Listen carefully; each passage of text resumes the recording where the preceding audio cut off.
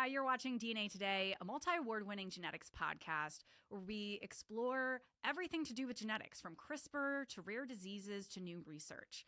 We have won the Science and Medicine Podcast Award for many years now. We have hundreds of episodes, and we really hope you enjoy these conversations where we dive into so many genetic concepts. I'm Kira Deneen, a certified genetic counselor, and your host. On episode 310 of DNA Today, we explored the powerful work of Father Founded, an organization dedicated to reuniting Amerasian families separated by war. We shared the heartwarming story of Scott McMullen, a retired firefighter and veteran who discovered his long-lost daughter through the group's efforts. With how popular the episode was, we wanted to share another story from Father Founded. So we're going to hear from John Haines about his family story and volunteer Angela Simmons-Jones. And we're going to be talking about John's journey, which started in 2012. So we were joking before this. We've got 12 years to put into one episode here. But that's when he received this life-changing message from a woman claiming to be his daughter, which sparked his mission to reconnect families and advocate for Amerasians in the Philippines. And Angela is a U.S. Air Force veteran and genealogist. She's been volunteering with Father Founded last 4 years, so that's since 2020, using her skills to help families be reunited through DNA and genealogy. So together they're going to share John's story and his family's story and the challenges that Amerasians face, and how the work of Father Founded, the organization that connected both of them, is really making a difference around the world. So thank you both so much for coming on the show. I'm excited, after hearing Scott's story, to, John, learn about yours. Yeah, my story starts in a rather dark time of my life. 2011, I was diagnosed with stage 4 lymphoma. The metastasis was in the liver. I had 5 lesions in my liver, the largest of which was 108.5 centimeters. That's massive. For reference, the size of a baby's head at delivery is 10 centimeters. So I can't even picture that. So, the prognosis wasn't real promising. I was given a year to live. God had other ideas. Certainly did. So there I am, laying on the couch. I'm going through chemo, fighting for my life. And I had made the decision to, why did I fight? Well, I fought for family. I wasn't afraid to die, but there was too many other people in my life that counted on me. So I'm laying on the couch, and I get this message one day on Facebook that said, "Hi, I think you're my dad." Naturally, my first response is, "Yeah, how much money do you want?" Got to be a scam. But she was persistent, and she knew things. It's like, how could you know that? So finally, I asked her one day, I said, "Let's make sure I'm the right John Haines, and let's make sure you're my daughter. Would you consent to a DNA test?" And she said, "Well, oh, yes, Dad." So I found a firm that could do the DNA testing in both countries. Ancestry was a new thing then. Yeah, because this is 2012, so that's when it started becoming popular, but it was really just starting in the mainstream population. So I paid the fees, and they did the testing, and we waited for what seemed eternity. And a few weeks later, I got a letter in the mail basically stating, "Congratulations, Mr. Haines. You're the new father of a bouncing 38-year-old girl." Wow. So, okay, she is my daughter. Now what? So again, thanks to Facebook, we continued to chat and get to know each other better. And I finally asked her, "Well, what do you want to do? I mean, do you want to come to the States or what?" And so she said, "Well, yeah, Dad, I want to be with you." So, at this point, I'm very naive as in to the laws. So I said, "Okay." So then I went over to my father and explained the whole situation to him. And, Dad had always been my number one advisor, but more importantly, I had started life in an orphanage. I'm 55, an unwed mother was very naughty. My grandparents sent my mother off to a home for unwed mothers clear across the state. Oh, the shame, the shame.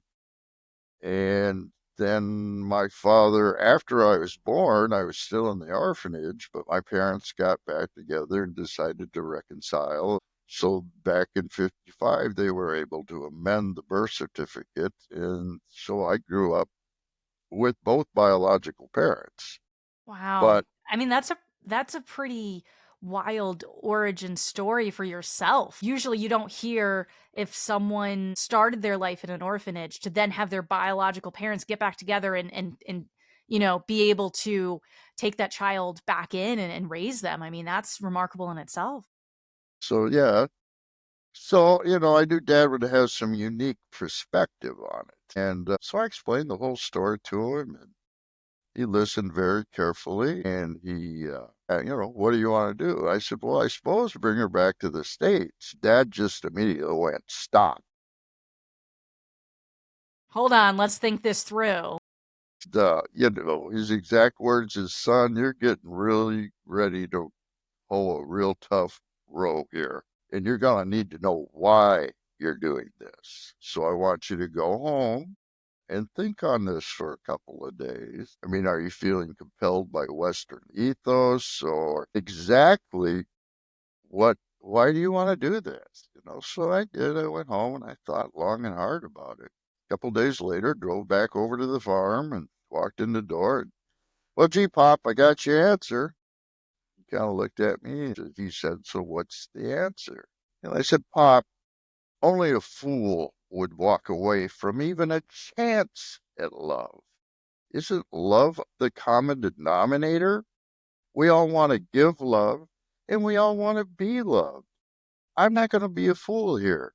I've a chance for a loving relationship and I'm going to pursue it. And I always get teary here. Papa just looked at me and smiled. That's that's my boy.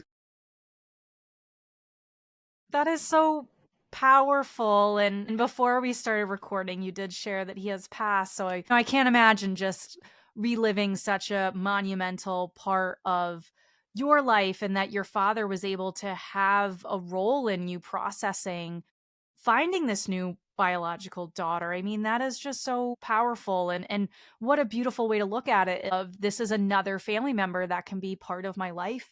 Have that maybe loving relationship. You don't know where it's going to go, but you're like, let's take a chance here and see how it goes. It's the common denominator, and maybe as a society, we need to get back to that common denominator, love. We could talk religion, Jesus, and obviously I have a great love for Christ, but maybe not others.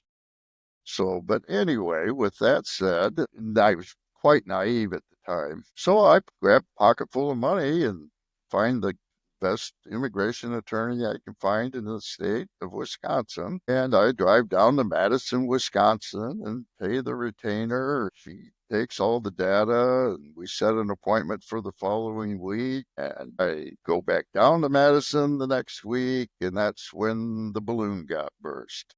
So you were thinking we're just paying a lawyer, we're going to hash out all the paperwork, and then my bio daughter is going to be able to be here. And that is not that straightforward. And Angela, to pull you into the conversation, this is not a unique experience that John and his family has had. Take John's story maximized by I don't even know how many people. From your experience of working with Father Founded, I mean, what is the obstacles legally that people are experiencing that John started to? What are these common obstacles before we go back to John's, personal experience and what those specific legal issues were? So the first hurdle that confuses people is the Amerasian Homecoming Act. So that's legislation that was passed in the 1980s that allowed children of veterans that were born in a certain time period in Vietnam, Laos, Cambodia, I want to say Thailand. And Kamchatka. Yes. And so they're allowed if they were born, and this was before DNA. So they just had to appear Western and then do the paperwork, be extremely patient, and they could come to the US. And so a lot of children were able to do that with their mothers, with their siblings. They had to go through the Philippines to get education and get them as prepared as possible to come to the US. It was a 6-month orientation. Wow, 6 months. Yep. There was one instance where the American government got immigration right, because many of them had jobs and were good to go when they did it. Yeah. And so that's where, in one of those refugee camps, that's where the director of Father Founded came to know Vietnamese Amerasians and just changed the course of his life and hence mine and other people. So almost every Amerasian in Vietnam has been DNA tested. So in 2021, Father Founded pivoted to one of the countries that was not included in the Homecoming Act and that we knew would have a really, really high population, and that is the Philippines. So we had 2 major military bases and a whole bunch of smaller bases for over 50 years at these locations. And so the population is estimated at the low to be 50,000 Amerasian children that were left. 50,000. 50,000. So that's like my whole hometown, all children that don't have a father that either knows about them or is able to support them, or they were told a different person was their father. That's like my whole hometown experiencing that. So as we started testing in the Philippines, our group and another group started to provide DNA kits for free. We've used various companies, but our primary company we use is Ancestry, because of the largest database. So once we do the testing and we are able to figure out who dad is or confirm who dad is, then we reach out to him. Because of the language barrier, our search angels usually do the contact. And whether it's by certified letter or phone call or Facebook, if immediate family has DNA tested on Ancestry, sometimes we go through them. We try to go through the father first. And depending on how they want to move forward is then another hurdle, because we can connect you to your child over social media or the phone, but that's it. If they didn't know about them, if they weren't married to the mother, if they didn't do the consular birth abroad request with the U.S. State Department and have them listed as dependent in their military records. I mean, so many things, and they had to have paid child support for a length of time and have proof of that. Then if they're over 18, which are almost all of our clients in the Philippines are, they are told no. That even though we know who your dad is now with DNA, because the Philippines was left out, or the way that the derivative citizenship is written, they're just told no. So why do we think the Philippines was left off the list to begin with? Because if there's that many people, John's like that's the crux, that's the issue. Because if there was that many soldiers and everything there, it's like statistically you're going to have children there. So I don't understand why they were left off the base. If there is a base there, why was that not automatically on the list? Can you say Ronald Reagan? Okay. That's the answer, right? Here's the thing. Reagan was not in favor of the first 1982 version. And then the second one was passed in 89. So at the very last minute in the hallways of the Senate, Japan and the Philippines were excluded. Okay? Japan too, because that's massive as well. But I suspect that they were looking at the numbers. 27,000 Amerasians came from Vietnam. And I have a very long relationship with Amerasians Without Borders and Jim Miller. So they had to find a quick way to pare the numbers down. What a lot of people don't realize is that Japan and the Philippines were the 2 major R&R centers during Nam. I'll try to say this as put as many filters on it as I can. Making love isn't a real interest when somebody's shooting at you. But when you're rest and relaxation and so for those that aren't familiar, because I kind of learned this from Scott in episode 310, that when you're not in active duty, which, John, make sure I'm getting these terms right. If you're not in active duty, you're like, okay, you kind of have this R&R bit, and that's when you're going to have time to go out and meet locals and socialize. And that it makes sense that a lot more babies are conceived in those countries with R&R bases, because that's when you have time to actually go out and do these things. Right. I mean, like I said, if somebody's shooting at you, taking your trousers off isn't really Your top on the brain's not list. there. Nope. You're in survival mode, not sex mode. Yes. So, and what's suspicious, and I'll bring in a couple other names, attorney Chris Lapineg has always been a real advocate for the Amerasians. He's first generation Filipino American.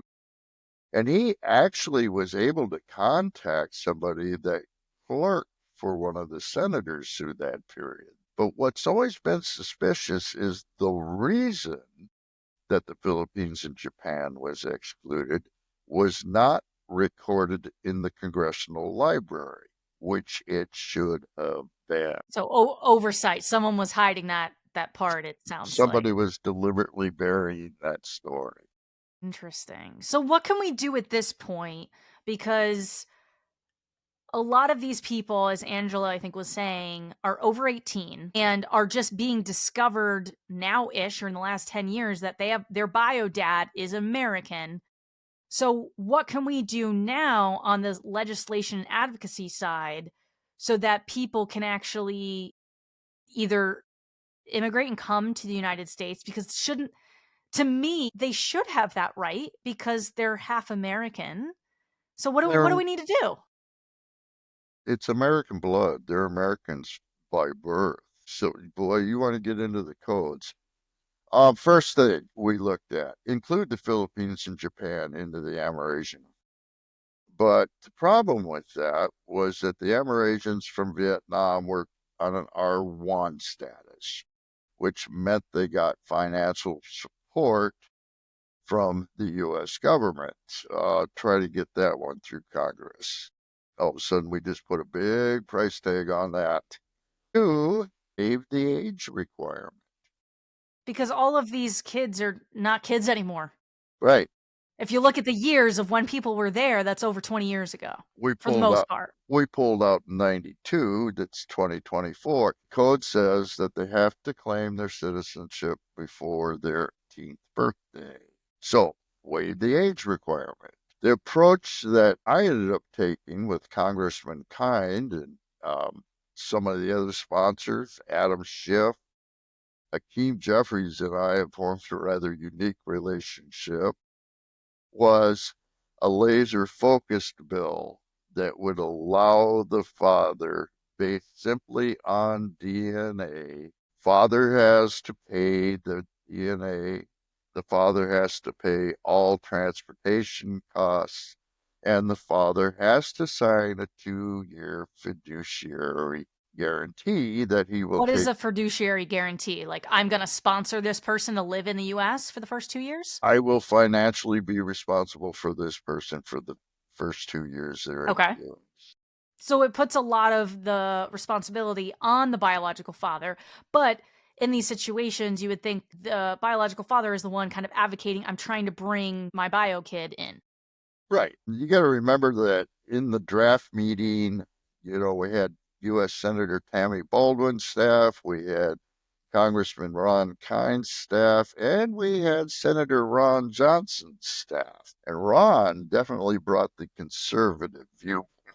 I mean, he's ultra conservative. But, both Ron Kind and I knew that to get this through the Republicans, we're going to have to give them everything they want. And actually was surprised that it's been held up in 5 Congresses.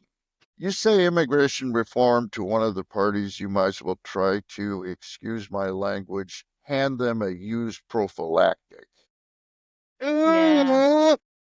Yeah, they don't want to get near it. Yep. And it's like, read the bill. Right. There's never been a CBO on this because the expenses got to be picked up by the veteran. Okay. That makes it challenging. And Angela, on your side, for the issues that are John has experienced, you'd say it's pretty similar to other people that you've worked with through Father Founder, and what are the efforts that Father Founder is trying to do to close this gap so that people can come to the US? I mean, it's wonderful that they're able to provide these DNA kits to kind of get that initial result, which I think that's the first step, certainly. Yeah. So Father Founded and another group, we coordinate with each other to make sure that people don't double dip, because they'll get so excited about finding out that they can get a DNA kit. And we work with multiple groups in the Philippines to coordinate delivery of the kit. We have some amazing donors because Father Founded is a 501c3, and we just had a huge donation made. So my shipping expenses for another year is zero. Oh my gosh, And congrats. they've covered it. And I have a stockpile of DNA kits.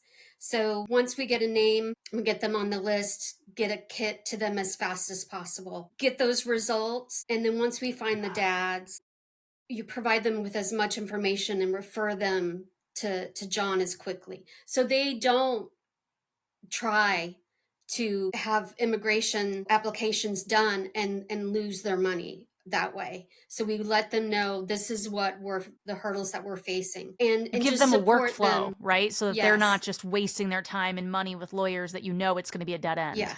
Yes. Because I hate to guess how much veterans have spent on attorneys for nothing. Ooh. Yeah. Yeah.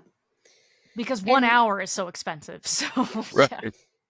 And so it's so important that we do the ancestry DNA testing first. So many of our clients, probably about 85%, if they are given a name, that is not who dad is. Really? So, it could be, mom had multiple people that she was dating at that time frame, whoever was the nicest to her, whoever was willing, if they found out that she was pregnant, that's usually the case. So we want to make sure ahead of time, and that's why we do it for free for everyone, even the dad and siblings, aunts, uncles, grandparents. We've all tested many, many people to make sure if we don't have a parent-child match in the ancestry.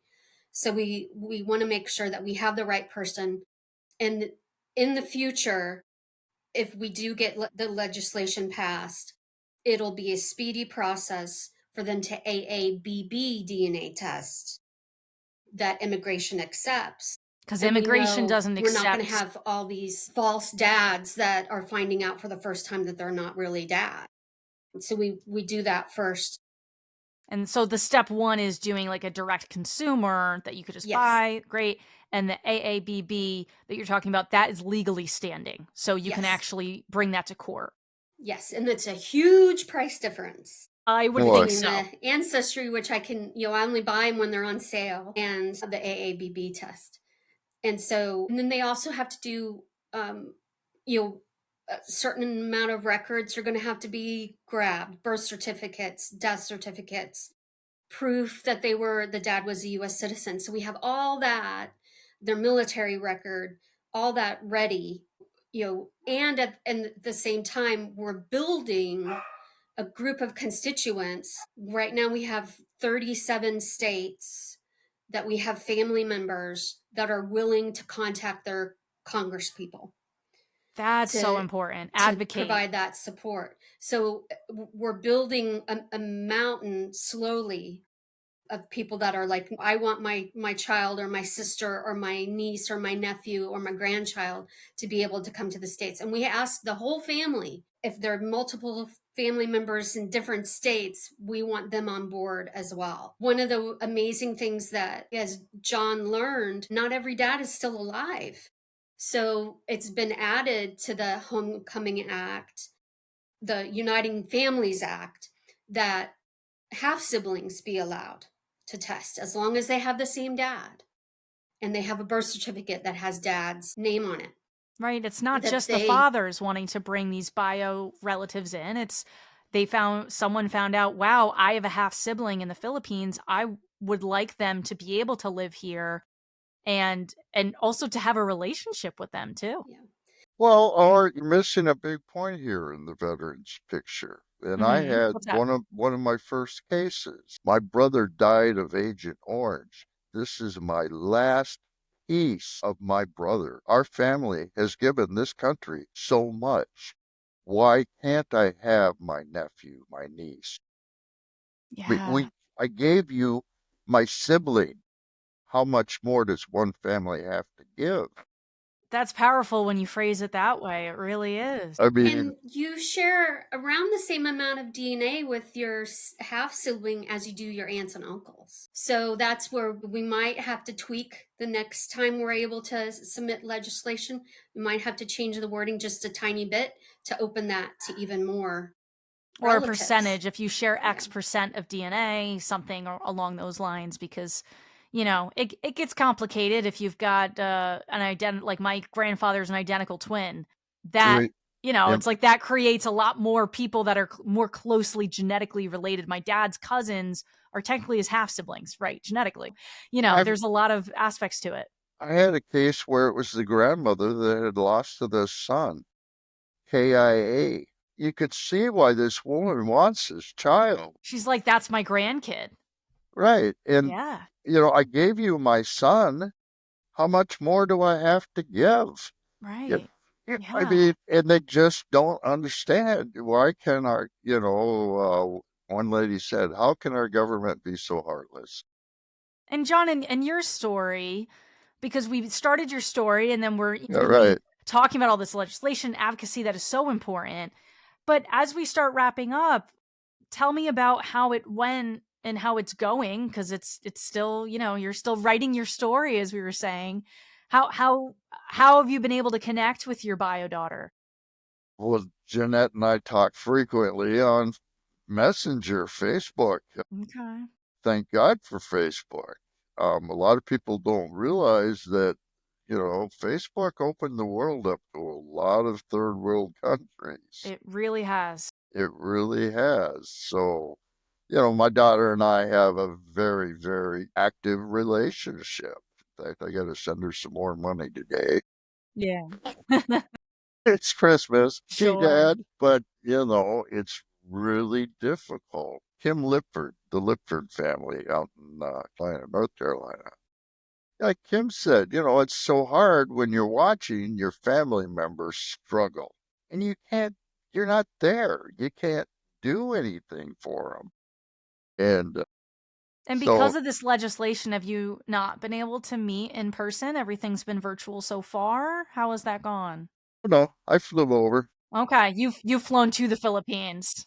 Oh, Yeah. yeah, I Which met not up. everybody physically can. So and especially with how your health was 13 years ago, I mean, that's remarkable that you can travel all that distance. I went over in 2017 and got to meet all the grandkids. And Wow. of course, I've met a lot of the Amerasians at the same time. And there's other veterans. And I always try to expand this beyond me. Morris Ramsey, just talked to him 2 days ago. He got so frustrated with the codes, he built a house in the Philippines.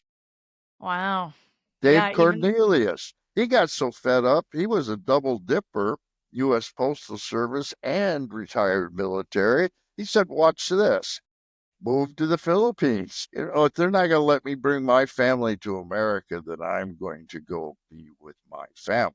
and we've heard that from Scott in episode 310, that Scott spends a lot of time, has to be careful how much time he's there and everything, just in terms of, maintaining citizenship and all of the different aspects that go with that I don't understand. But yeah, Yeah, him and his brother go and visit their family there. It is. Yeah. I have a case where the dad had no idea about the son, applied for the derivative, had his son's birth certificate altered legally through the Philippine consulate, and was told no. And because of the state that he lives in, he moved his son to Canada. I And remember us his talking son, about this individual, yes. So that at least his son is close enough to be able to visit. Very different Philippines versus Canada. So, yeah. And he went to school and works and was able to get a tourist visa from Canada to come to the US for the next 10 years. And so he had Thanksgiving at his dad's house this year. wow. but he had to go back to Canada. Right. It's always having to finagle the laws and everything.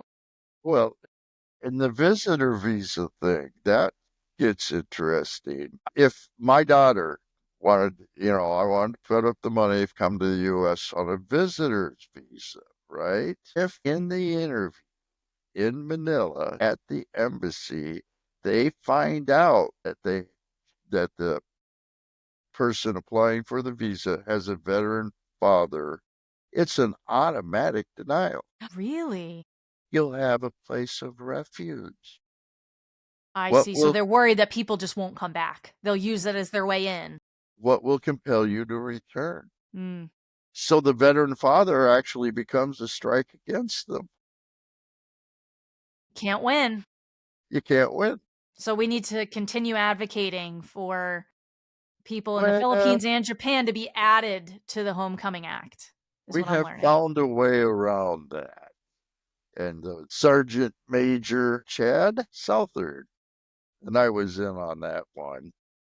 What he did was have his daughter apply again for a visitor visa, which had been denied multiple times. And this time he got a hold of Josh Hawley's office, U.S. Senator, and they sent a simple little note over the statement that if this visa is denied, we want to know why. And Chad told me his daughter walked into the into the embassy. They didn't even interview her. They had the paperwork all done. Here you go. Have a nice day. Well, I so respect and honor that both of you, Angela and John, been doing all of this hard work and really just advocating, and with anything of trying to pass legislation and this and that, you got to just keep knocking on the doors, keep doing everything, Capitol Hill runs, everything. So thank you so much for educating the audience and keep fighting the good fight. Call your senators and reps. Yes, that is a great call to action at the end here, just to say, hey, call Point them. number 2, veterans, accept your child. Yeah, that's massive. I can show you acceptance rates that are like 7%. Yeah. I mean, yeah, we're about 10%. It's and with DNA proof. Wow. And people I've just not talked to dads that are like, there's no way. I'm like, that's your child. They're related to your sister. They're related to your other children. The other thing I would say to my veteran brothers, in your heart if it's possible. Get yourself tested, okay? Give us the database we need so we can make more of these matches. Yeah. Ancestry's what, $40 now, Angela? On sale, yes. Yep. I mean, it's not a big expense. Please get yourself tested. You might be amazed what you're missing out on. Yeah, I think just to close it out of what you said at the beginning, John, of, why deny love that could be in your life and everything. And so, especially for veterans that are older, it might be such a wonderful new relationship in their life. So thank you both so much. You're welcome. Well, thank you for having us. The more we shine the light on this, the better. Thanks for watching DNA Today. To access all of our episodes, head over to dnatoday.com. We also have a lot of bonus content on there that you can enjoy. If you have any questions, comments, suggestions, guest pitches, you name it, send them in to info@dnatoday.com. We'd also really appreciate if you could take a moment to rate and review the podcast on Apple, Spotify, wherever you listen to the show. It really helps more nerds like yourself find the show. Also, if you like giveaways and other ways to connect with us, I recommend following us on social. We're at DNA Today Podcast. We also have a Patreon if you want to be the most level involved in the show. That's also at DNA Today Podcast. Thank you so much for listening and watching. Join us next time to learn and discover new advances in the world of genetics.